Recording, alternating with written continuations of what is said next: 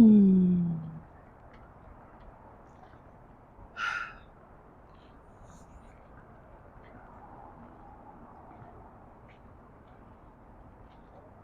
Sometimes just meeting people and connecting with people and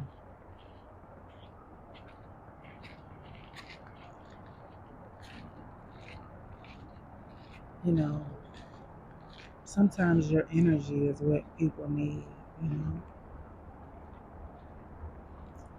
but I have to make sure that I make things very clear. This is beauty of being clear with self.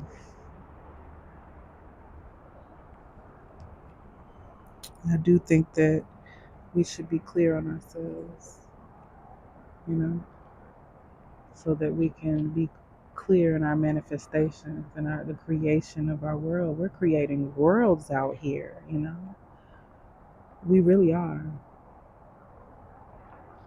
So remember that, nourish your thoughts, nourish your thoughts, nourish your language, nourish meaning make sure your language is complementary to where you say you want to go. If you're out here talking about you out here talking about, oh, I'm gonna do this, or you stating what you're gonna do, but then you always have a but in it.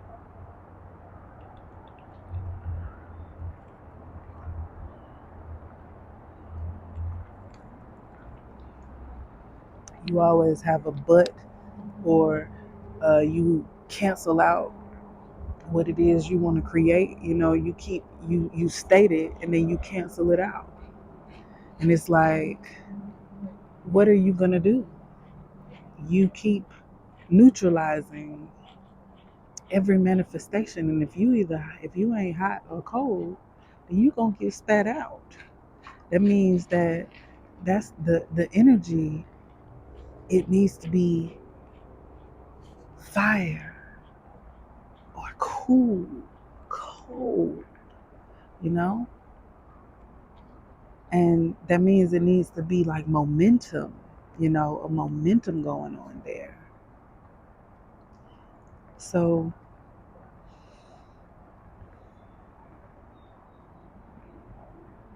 be fervent in whatever it is that you are out here creating, believe in what you're doing, believe in what it makes the difference in how we show up, you know? I'm having a moment today. And in that moment that I'm having today, I still am thinking about making this video and posting it online. I am fervent. I am passion driven by this drive, this desire, this need, whatever it is, to help others realize their divinity, you know? And I particularly, I'm a woman, so I speak as a woman, so I can speak to the woman. And I don't proclaim to truly know the man, right? But I do know the divine. And I know when someone, and I feel it, and I know when someone is in alignment with certain things and not in alignment with certain things. So it's not my job to pass judgment or to try to get people to change, but it is a desire to help those that want truth, that want to know the divine for themselves, that they access that for themselves, that they don't have to, go through a third party to know the divine. They can know the divine and then collaborate with whoever they want, and because you know that all is divine, really. But there is resistance to that, right? When you say all is divine, because you're like, well, how is this act, this violence, or this thing divine? And it's like, all of that is of our creation. We created that. So when somebody say, why would God create that? Why would you create that? Yeah. Why would you create that? Hi. You know, why would you create that when you got little beautiful babies out here in the world? You know, you got beautiful babies out here that are going to grow up in the world that you're creating. So we got to be careful out here of what we're putting out there, because our thoughts become living and breathing entities. They feed a consciousness that then becomes manifest. So when you are careful with what choose to hold on to, because our ego has a huge platter of things that they can hold on to and take an interest in, passion and fervency in. But whatever you put that fervent, passionate energy into is going to take life. It's going to. Enough of it with your belief, with your motion, with your movement, it's going to pick up. It's just that you are a creator. That's just what it is. And so, with that, your ability to create is divine in itself. And the things that an individual who is divinely aligned with the light and divinely aligned, then there's just certain things that it happens differently. The agreements happen differently. They're not creating the same thing. Sometimes they are. Sometimes they are before they recognize their divinity, you know?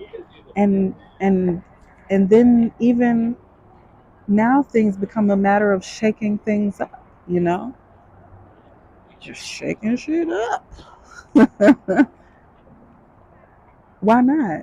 Because our beliefs have to be shaken up so that we can open ourselves up to understanding another layer of ourselves, another awareness of ourselves. Not being in awareness of ourselves, just it really sets us up to align with those other experiences and almost be like stuck in that world. It's like hell on earth for real. And if you don't want to be stuck in that world, I tell you what, you have to understand yourself. You have to understand your power. And if you don't, then it becomes a very rough journey for you. And I know some people are like, oh, like, what about people who are good people? And, you know, why do they suffer so much? And it's like, it's not about being a good person. Sometimes people become what society thinks is a good person. And when we become what society thinks is a good person, we deny a very real part of ourselves. We don't pay attention to ourselves. So we may be out here doing good deeds, but oh, we getting pains in the neck. Whew. We're getting burdensome energy. So when you are being good, who are you being good for, and what are you being good for? Because you could be contributing to the energy that is actually oppressing. You could be helping to create that world in which these horrible things exist, you know? And if you are helping to create that world because you think that you're serving, you're serving your leaders, you're being a good Samaritan, but you're serving leaders who's out here raping, publishing, and all of the above. Whatever the word is. They're out here doing things that are creating more chaos, and war and genocide and things like that. And so it's like, okay, these things are happening, but you don't have to be a part of it. So you have to start to align yourself with the divine, so you know that you're not becoming a part of, that you're not creating the problem, that you're not becoming that you're not a part of the problem, because you're out here feeding a mentality, a consciousness that's upholding the very things that you hate. You're feeding these leaders who are out here giving in to their deepest, darkest desires, their most primal parts of them. Y'all looking up to these people, talking about protect these people. For what? No. Your protection comes from here. From That's where your protection comes from. So you got to focus on getting this in alignment.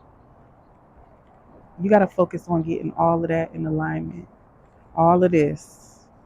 And when you focus on getting all this energy and all of you start to align with the energy that actually creates life and sustains life. You know what I mean?